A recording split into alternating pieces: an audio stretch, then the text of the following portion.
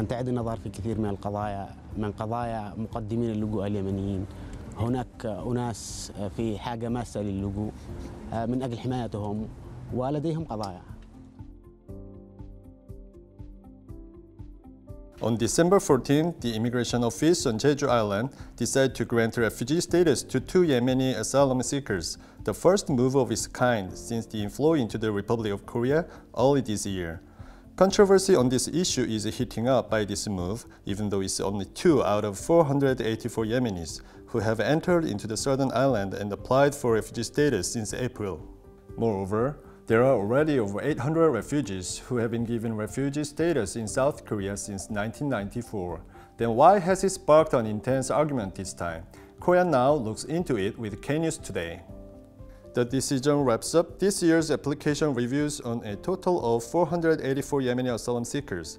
Excluding the 2 aforementioned, 412 have been given humanitarian stay permits, while 56 others rejected. Applications of 14 candidates were dismissed as they either withdrew their request or violated immigration rules. The 2 applicants obtained the refugee status based on the conclusion of being at risk of persecution in their home country, given past experiences of having been abducted and threatened to death by a rebel army.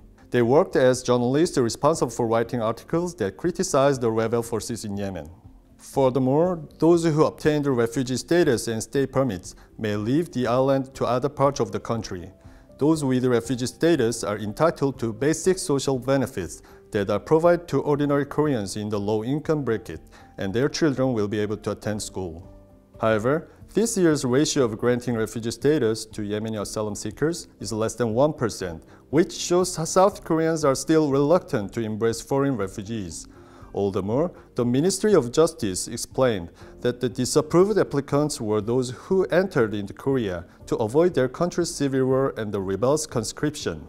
This does not meet the standard of United Nations High Commissioner for Refugees, UNHCR, which states civil war and escape as the very general grounds for protection of refugees.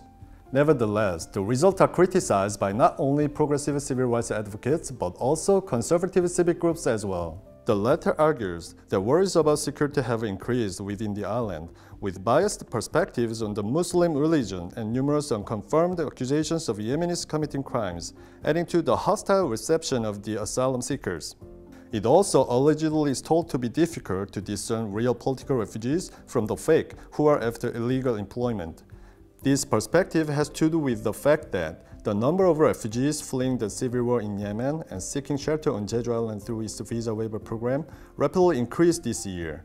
No Yemenis requested refugee status in Jeju in the first year of the war. Only 7 did so in 2016 and only 42 in 2017. But the number of applications rose to almost 500 in 2018.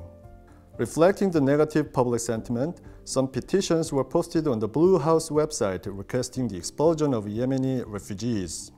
On the other hand, the former criticizes the screening process is too strict to protect the civil rights of Yemen. The head of South Korea's human rights watchdog expressed her regrets over the result of application reviews by the Justice Ministry. Choi Young-ae, chairperson of the National Human Rights Commission, said it won't help resolve the refugee problem to reinforce the requirement for the refugee status simply due to the negative public sentiment. She also urged that the government's refugee policy should accord with international human rights standards. In the past, South Korea was once a country with a painful modern history that produced a large number of refugees. Through the Japanese colonial rule, national division, and Korean War, many Koreans had turned their backs to their homeland and fled into other countries. This experience has bolstered the opinion that embracing the refugees is a chance for Seoul to repay the debt from the international community. Moreover, the problem of refugees has now become a global issue that no state can simply ignore.